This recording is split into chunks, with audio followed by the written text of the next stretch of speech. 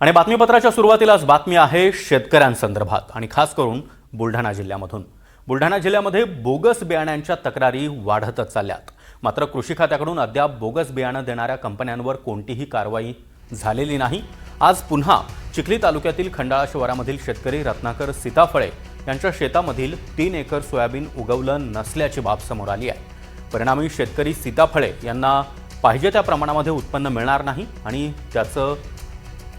त्याचा मोठा फटका आणि आर्थिक नुकसान त्यांना सहन करावं लागणार आहे।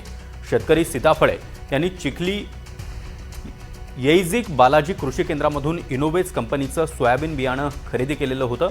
15 दिवस झाले तरी बियाणं उगवलं नाही आणि हे कुठेबुटे अर्थात विरळ स्वरूपामध्ये ते उगवल्याचं दिसतंय। या संदर्भात त्यांनी कृषी खात्याकडून तक्रार देखील दिली आहे, मात्र अद्यापही त्या तक्रारीची दखल घेण्यात आलेली नाही आणि आता नुकसान भरपाई द्यावी अशी मागणी देखील या शेतकऱ्यांनी केली आहे।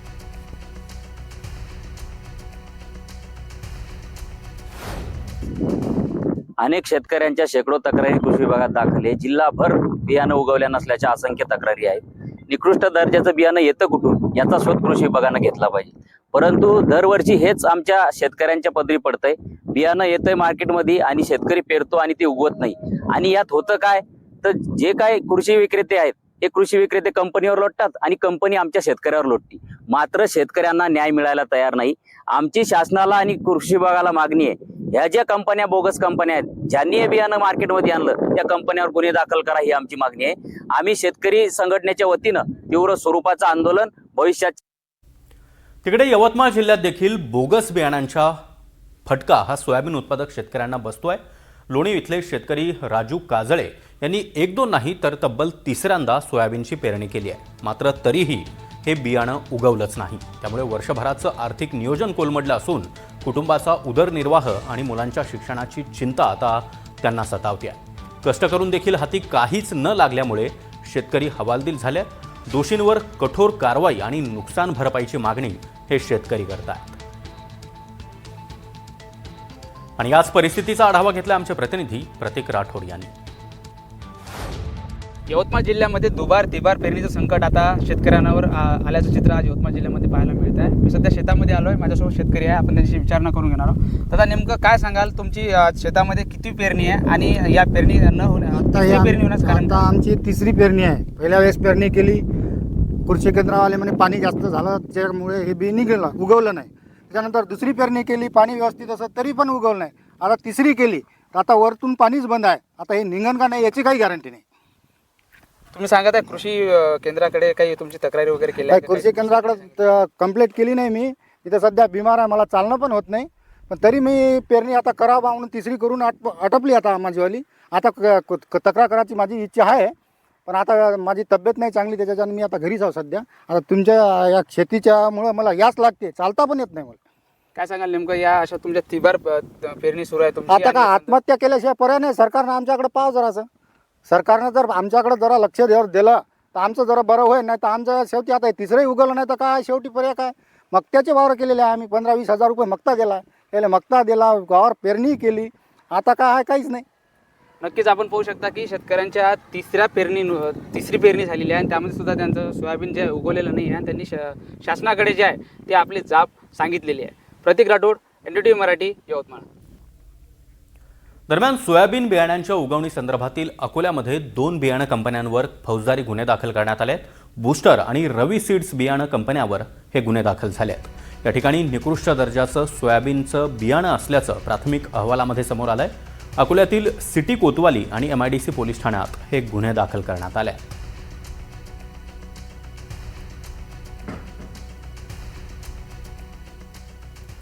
तिकडे अमरावतीमध्ये सोयाबीनच्या बोगस बियाण्यांवरून काँग्रेसच्या नेत्या यशोमती ठाकूर या चांगल्याच आक्रमक झाल्या।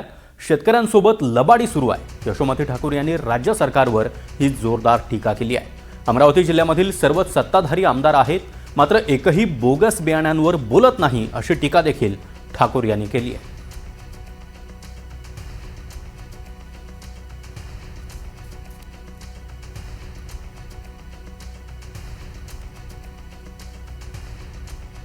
मंत्री महोदय म्हणतायत की आम्ही त्यांच्यावर ॲक्शन घेऊ। अरे ॲक्शन घ्या ना तुम्ही जर कडक असते तर ह्या अशा कंपन्या बोगस कंपन्या तयारच झाल्या नसत्या. पण तुमचं लक्षच नाही आहे शेतकऱ्यांकडे.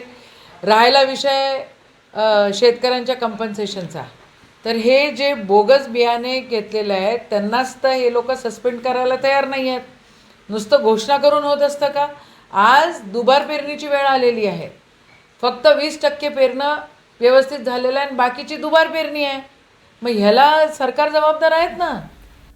तर सोयाबीनच्या बियाण्यांसंदर्भात अनेक ठिकाणावरून तक्रारी आल्याचं कृषी मंत्री दत्तात्रय भरणे यांनी देखील सांगितलंय.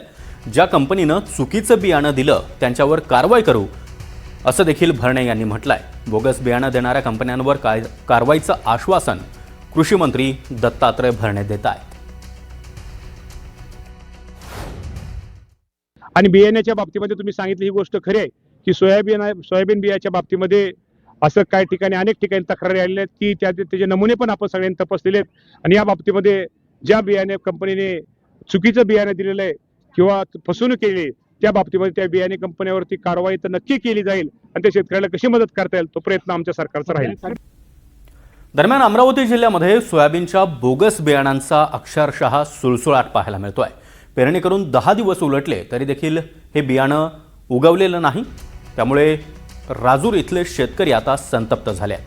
शेतामध्ये पाहणी करण्यासाठी आलेल्या अधिकाऱ्यांसमोर शेतकऱ्यांनी आपला संताप व्यक्त केलाय. आम्हाला तात्काळ मदत द्या, आम्ही आमच्या मुलाबाळांना कसं जगवायचं आणि कसं शिकवायचं असा सवाल हे शेतकरी विचारताना दिसत आहेत. आणि अधिकाऱ्यांसमोरच हे शेतकरी चांगलेच संतप्त झाले होते. बियाणं, खतं आणि पेरणीचा खर्च अशी संपूर्ण मदत कंपनीकडून मिळाली पाहिजे अशी मागणी या शेतकऱ्यांनी केली आहे.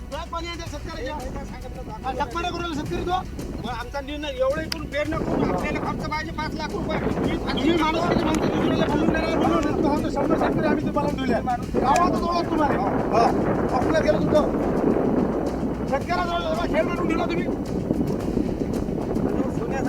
माणूस किती माणसं दुसऱ्या म्हणून 100 जण बोलावले 100 शेतकरी गावात तयार आमचे सगळ्या शेतकऱ्याजवळ खेळ लावला तुम्ही. बियाण्याचा खेळ आज आपल्याकडे काय 13 तारखेला वावर पेरला आम्हाला इथं 5चा आवरेज लागत नाही. हे पेरा लागते खा लागते त्याच्यावर ते घर चालते. लेकराचे शिक्षण त्याच्यावर आहे. आम्हाला उली लेकर आहे शिक्षण करायला लागते. तुमच्या लेकर मोठ्या शाळेत शिकते आमच्या लेकर जिल्हा